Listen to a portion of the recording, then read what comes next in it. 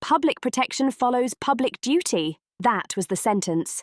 Short, sharp, and final. Palace officials delivered it plain, unswerving, no softening, no qualifiers, confirming that King Charles III had flatly refused to authorise any taxpayer-funded security for Prince Harry. It landed like a hammer blow, not as debate, not as negotiation. This was a line drawn in stone, one that had been months in the making. The British tabloids tried to frame it as family drama, messy courtrooms, lawsuits boiled down to summaries, endless speculation about feelings, fear, resentment, and estrangement. But the palace statement shifted the entire axis of the story. Suddenly, it wasn't about whether a prince felt safe coming home. It was about what the crown owes the public and what it absolutely does not owe to those who walk away from service. The statement came from Buckingham Palace in mid-December.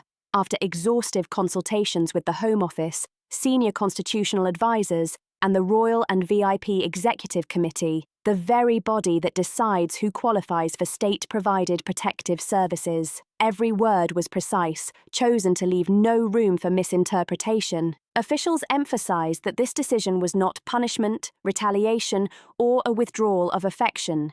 It represented continuity. Standards haven't changed, a senior aide said privately.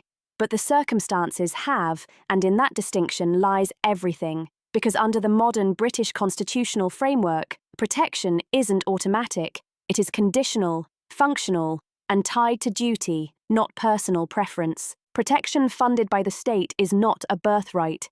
It is earned through active public service and real institutional risk, not celebrity, not lineage, and certainly not self-declared fear. King Charles, according to multiple briefings, demanded the palace return to first principles. Criteria were restated internally, then summarised publicly. Active service to the Crown. Defined clearly, this meant regular, scheduled and accountable duties on behalf of the monarch. Institutional exposure, meaning risk generated by representing the state, not personal business or opinions. Operational cooperation, including advance submission of travel schedules, locations, and engagements to allow professional security planning, and non-commercial conduct, ensuring royal status isn't leveraged simultaneously for private profit while drawing on public resources. By these standards, the conclusion was unavoidable. Prince Harry did not qualify. The palace stressed this was not a new judgment. His automatic entitlement to police protection had ended in early 2020 when he formally stepped back from royal duties and relocated abroad. That decision had been reviewed, challenged in court, and ultimately upheld. What changed now wasn't the law, but the clarity of King Charles's position. Advisors familiar with internal discussions said Charles rejected repeated attempts to frame the issue as a matter of compassion. Compassion, he reportedly said, cannot come at the expense of precedent. The monarchy, he argued, survives not by bending rules for individuals, but by applying them consistently, especially when pressure is at its peak. This insistence on consistency carries real institutional weight. The Crown operates within a fragile equilibrium, funded by the public, legitimised by Parliament, sustained by trust. Every exception creates a ripple. Every accommodation becomes a reference point, and in an era already scarred by scandals tied to royal privilege, Charles made clear: no informal workarounds, no quiet authorisations, no discretionary shielding. Timing was deliberate. The statement landed as Prince Harry's legal avenues narrowed and public scrutiny intensified over the cost of his private security abroad. Palace officials knew the reaction would be explosive. They also knew delay would only deepen ambiguity and speculation. In drawing the line publicly, Charles executed what his mother mastered, removing emotion from constitutional decisions. The message was not aimed at Harry alone.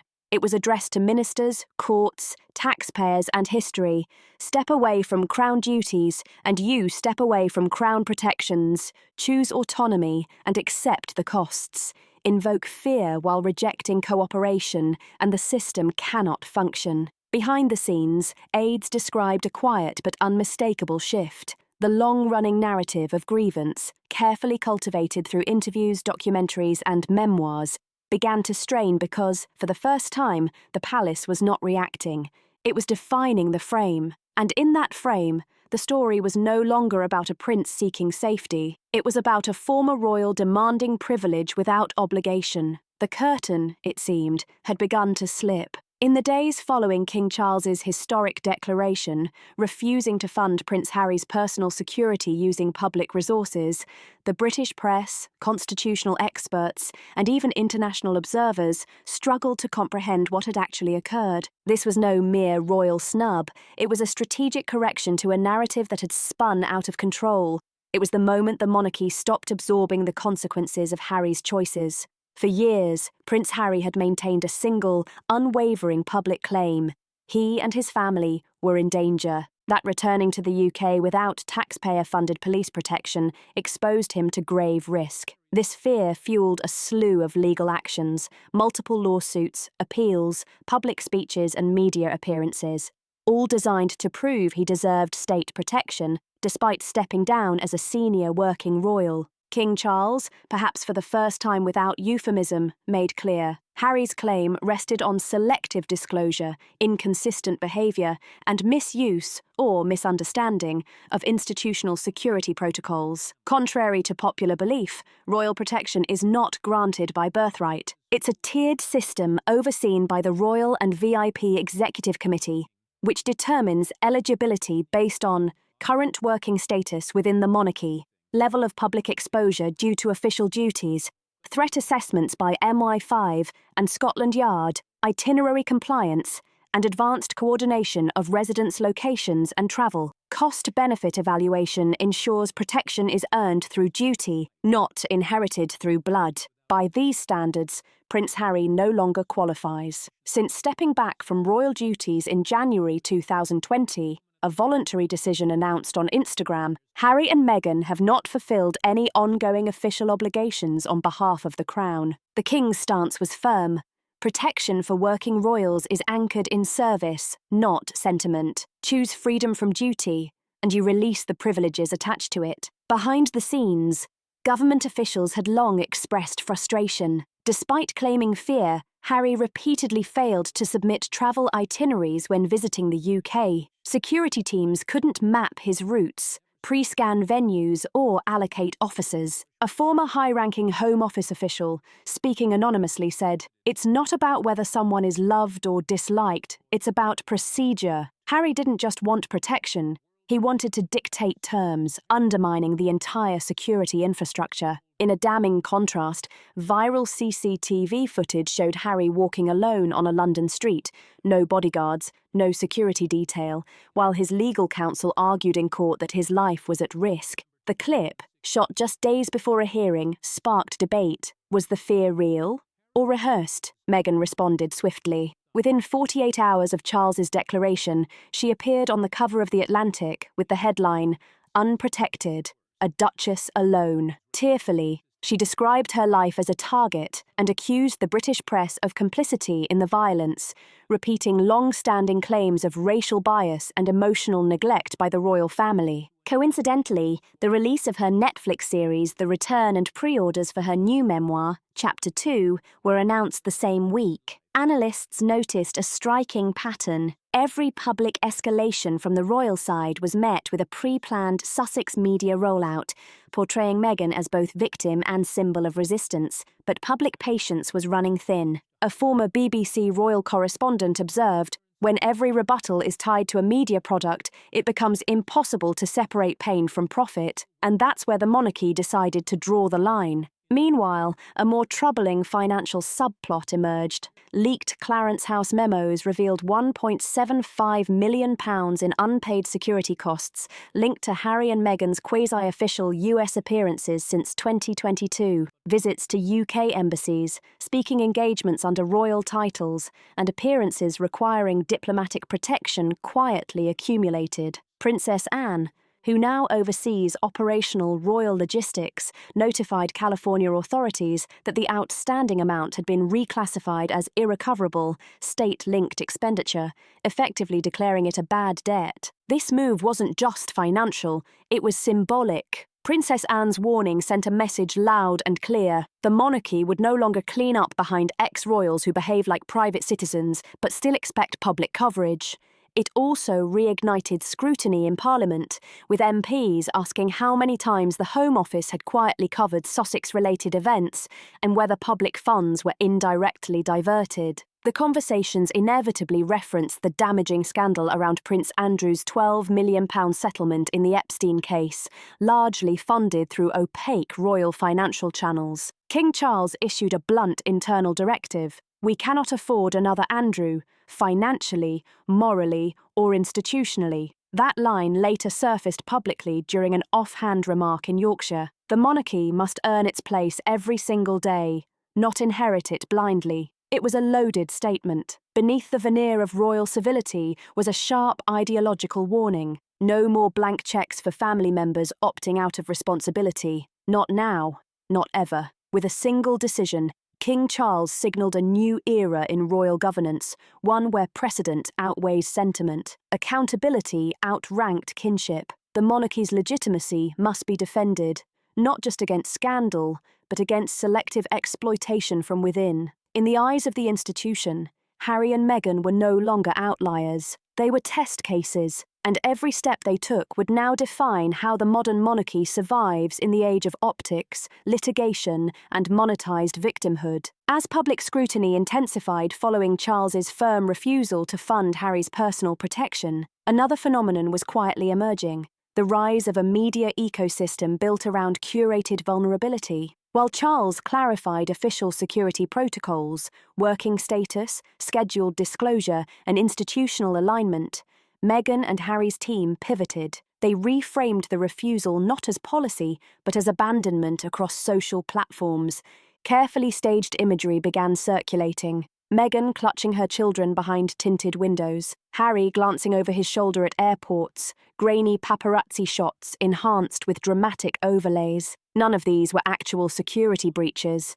They were narrative bricks being laid to tell the world, "We are being hunted and the Crown doesn't care." Observers quickly noticed a pattern. Each royal decision distancing the monarchy from the Sussexes was followed, often within 48 hours, by a media activation from their camp. In April 2023, when Rave formally rejected Harry's appeal for state-funded protection, a surprise Oprah follow-up interview aired in October 2024 after Princess Anne's first hints about unpaid expenses for foreign engagements. Meghan released a Variety cover interview, Unheard, in December 2025. Within days of Charles's public declaration on royal protection standards, Netflix announced the Return docuseries. Each media event matched a consistent theme: injustice, trauma, or institutional cruelty. A veteran PR strategist put it bluntly: "There's a rhythm to it. Royal consequence, followed by Sussex counter-narrative.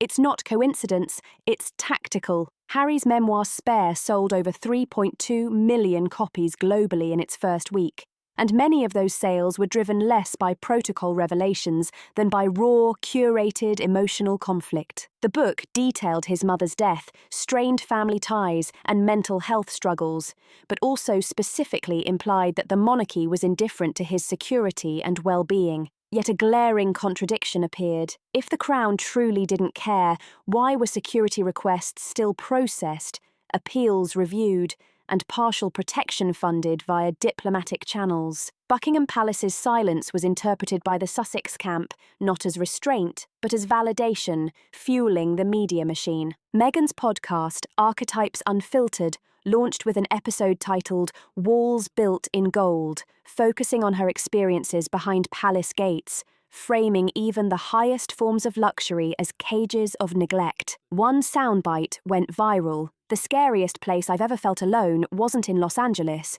it was at a royal banquet." Critics debated therapy or strategic commodification of trauma. While the monarchy operates under centuries-old norms of discretion, Meghan and Harry wield modern optics with influencer precision. The Crown's refusal to respond to every accusation created a vacuum, one that the Sussexes filled with their own voice, visuals, and curated truth. In a world of 15-second viral content and TikTok-driven opinion, silence is not noble. It's dangerous. King Charles's refusal to engage in public back and forths was widely misread by younger audiences as guilt. Institutional loyalists and constitutional scholars saw it differently. The crown doesn't debate itself. That distinction separates a dynasty from a brand. The heart of the crisis: Harry and Meghan left the monarchy, but refused to leave the brand behind. Every claim of being unprotected is attached to a duke or duchess title. Every grievance is paired with palace imagery, processions, or baby portraits, blurred just enough to avoid copyright. Charles's refusal to fund their protection wasn't just a financial boundary, it was a deeper ideological line. You cannot profit from the institution while attacking it. You cannot invoke the crown to defend your safety while dismantling the crown to grow your platform. It was a war of meaning.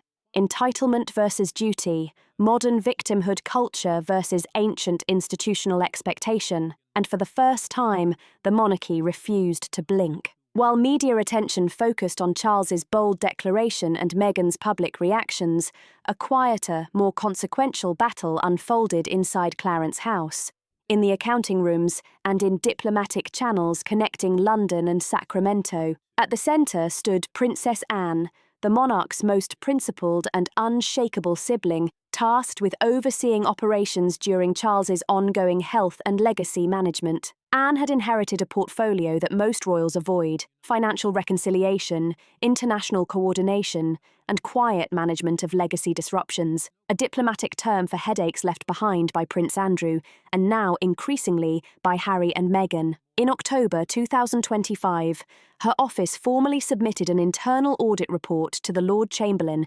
outlining an outstanding £1.75 million in unreimbursed security expenses tied to Harry's travels and public appearances between 2022 and 2024. The breakdown was damning. £520,000 for temporary police deployments during 2 high-profile UK visits, £480,000 for diplomatic coordination related to the 2023 Commonwealth Youth event in Canada, £312,000 in venue security for 2 New York and Hague engagements via UK consular channels, £265,000 for contingency protection officers dispatched but unused due to lack of itinerary compliance, plus legal processing fees, air logistics, and post-deployment assessments for the remainder. None of these expenses had been reimbursed, despite prior agreements and private reminders via the Sussex legal team. By November, Anne declared the sum a bad debt of institutional consequence to mitigate reputational fallout. She also authorized a formal, discreet notification to the California Attorney General's office, informing them that the costs had officially transitioned into a financial dispute. Though rare, such notices establish the debt on international financial records, making any potential erasure by royal order or taxpayer-funded subsidy a public and political issue. Internal correspondence noted hope that transparency might yield resolution where discretion failed. Instead, no payment arrived, no acknowledgement, no counteroffer. California received the bill and ghosted the monarchy. King Charles, usually diplomatic, was deeply incensed. Privately, he reportedly referred to the Sussexes' evasion as Andrew II, only now disguised in California. This wasn't the first time the family faced embarrassment over unpaid or undisclosed expenses. Andrew's £12 million Epstein-linked settlement, allegedly funded via the Duchy of Lancaster, triggered parliamentary firestorms. Charles understood the lesson. The monarchy cannot become a private ATM for estranged branches. He reportedly told advisers in December, "We protect our name by protecting our standards, and that means saying no. Public funds are not a clay to mould at will." This moment marked a turning point. The monarchy shifted from merely managing reputational fallout to asserting institutional discipline. Princess Anne's stance symbolised a larger philosophical clash. On one side was the older vision, a flexible, family-centric monarchy absorbing transgressions to preserve unity. On the other, the new era demanded accountability, precedent, and financial integrity, no matter the familial ties, a philosophy firmly embodied in Anne's actions and statements. On the other hand, Princess Anne's vision was crystal clear: a modernised crown governed by law, budget and protocol, not sentiment. In a Privy Council meeting on December 3rd, Anne left no room for misinterpretation. Any move to cancel or absorb the Sussex debt, she warned, would constitute a betrayal, not of the monarch, but of the people we serve. The Crown only exists because it is seen to serve the country, she emphasised. To erase this debt would erase that trust entirely. Her words echoed through the room, reinforced by Lord Eton, senior Treasury liaison. If this is quietly forgiven, we set a precedent. Every exile becomes eligible. Every critic becomes entitled. Every taxpayer becomes a pawn in royal media narratives. No longer was this a hairy issue. It was the symbol of what Harry had come to represent. As news of the £1.75 million security debt spread across media outlets, public backlash surged. Harry and Meghan's defenders insisted the figure was exaggerated, politicised, or spun by palace operatives. But the UK public wasn't buying it. A December 5th Times poll revealed 71% of respondents believed Harry should repay the debt. 62% supported permanent removal of all honorary titles if unpaid, and 78% agreed that no security funding should go to any non-working royal, regardless of status. At Westminster, Labour MPs demanded a full audit of taxpayer resources spent on non-working royals dating back to 2018. The Scottish National Party floated the idea of a Royal Accountability Act to enforce transparency for the future. Even moderate Conservatives whispered that the monarchy's fiscal reputation was entering dangerous territory. Inside Clarence House, Charles knew the hour was late. The margin for error had vanished. On December 8, 2025, following a closed-door Royal Household Finance Committee meeting, a final internal deadline was issued. If the £1.75 million was not repaid or addressed by January 15, 2026, the royal family would launch full public disclosure and legal action to recover the sum. This included stripping remaining privileges, revoking honorary titles, and denying all future protection requests. Diplomatic courtesies would be rescinded. The Sussex title would be barred from official foreign engagements. Security coordination for US visits would cease entirely. The ultimatum wasn't just financial. It was constitutional, reputational, and deeply personal. For the first time in modern royal history, a prince had become a debtor, and the crown had become the creditor. In the week following the internal ultimatum, King Charles III summoned his closest advisers to Windsor Castle for what sources described as a red line discussion. The question was blunt. What happens when one continues to exploit royal privileges, refuses financial responsibility, and demands sovereign benefits without sovereign service? It was no longer about money alone. This was a battle for integrity, authority, and precedent. For Charles, it was the culmination of a slow-burning realization. Titles in the modern monarchy can no longer exist as decorative heirlooms detached from duty. For Harry, that realization threatened to extinguish what little bridge remained between him and the crown, despite stepping back from working royal duties in 2020. Harry had retained symbolic privileges, the Duke of Sussex title, and informal recognition in international protocol, even without the HRH styling. Many foreign governments continued to address him as such, relying on unclear guidance from the UK Foreign Office. But recent events, the £1.75 million debt, the ongoing security dispute, and his increasing commercial ventures, pushed the palace to rethink the value and purpose of royal titles. A senior courtier put it bluntly: if a title is used to access benefits, build brand equity, and demand public resources while avoiding public duty, then it's no longer a title. It's a loophole, and loopholes are institutional threats. King Charles reportedly agreed. On December 10th, the palace drafted a confidential advisory memo outlining 3 tiers of title integrity. Active titles, used by working royals engaged in public service, e.g., Prince William, Princess Anne. Ceremonial titles, used by royals who have stepped back but remain aligned with institutional rules, e.g., Prince Edward, Duchess Sophie. Compromised titles, used by individuals actively profiting from royal associations while disengaged from royal service, e.g., Harry and Meghan. While Charles avoided directly condemning his son, his December 12th speech at the Royal College of Defence Studies delivered the message loud and clear. Titles, like trust, are earned, not inherited. The House of Windsor exists not to decorate the past, but to serve the present. If service ends, so must the claim to its symbols. Few could miss the significance. In a single speech, Charles redrew the constitutional map of his reign, a monarchy no longer held hostage by nostalgia or manipulated through emotion. Public reaction was swift and surprisingly unified. YouGov polling that day showed 69% of Britons supported stripping Harry of all remaining formal titles. 57% believed Meghan should no longer use the Duchess of Sussex title,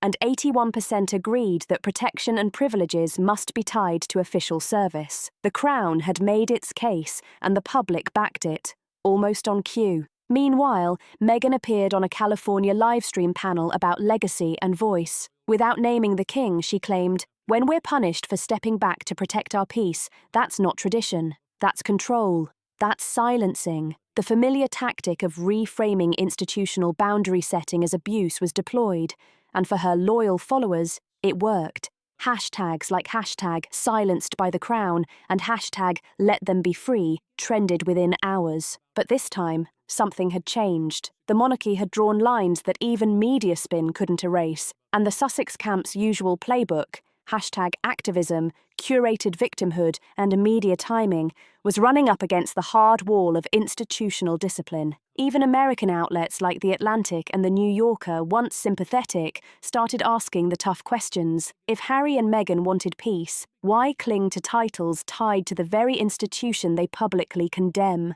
If they feared for their safety, why stroll unguarded in public while suing for state-funded protection?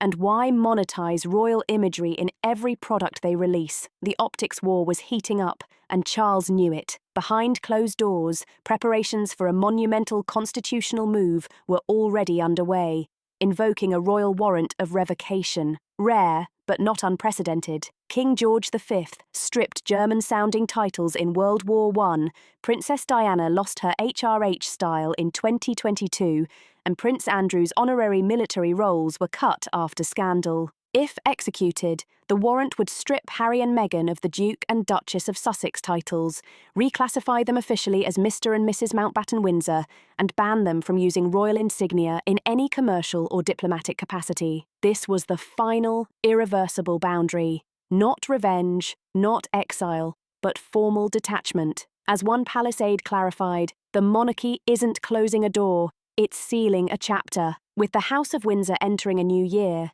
the era of quiet tolerance and behind-the-scenes fixes seems over. Charles's message is crystal clear.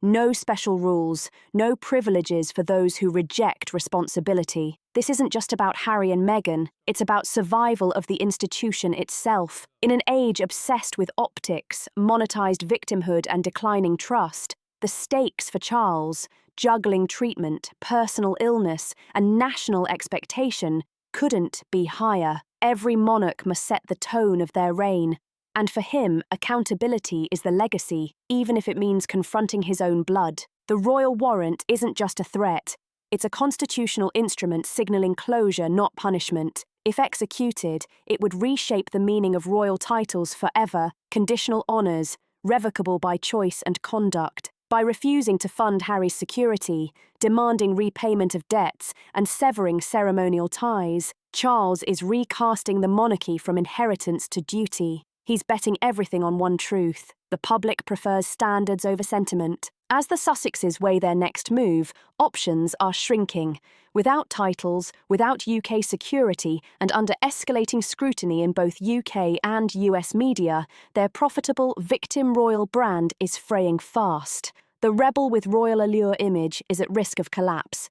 Their relevance is no longer assumed, it's a question, and true reconciliation, hardly on the table. Their upcoming podcast teaser promises explosive revelations in March 2026. Royal aides privately call it the last grenade before the bridge burns. Perhaps the most sobering truth: the Crown's silence lasted too long. Hoping discretion would diffuse tension, But in today's era of viral optics, silence is dangerous currency. Institutions that delay discipline in favor of appearances risk losing both credibility and control. Now, with a son as a foreign private citizen, a daughter-in-law turned media tactician, and a mountain of unpaid debt, the royal family faces a hard lesson. Not all crises come from outside, some come from within. By holding the line, Charles may have done what was necessary, not to protect the crown from scandal, but to protect it from erosion. This is not exile. This is realignment, and the price of silence has now been paid in titles, trust, and tears. If you found this royal saga shocking, don't forget to like, subscribe, share, and drop your thoughts in the comments below. What do you think? Did Charles draw the line too hard, or was this long overdue?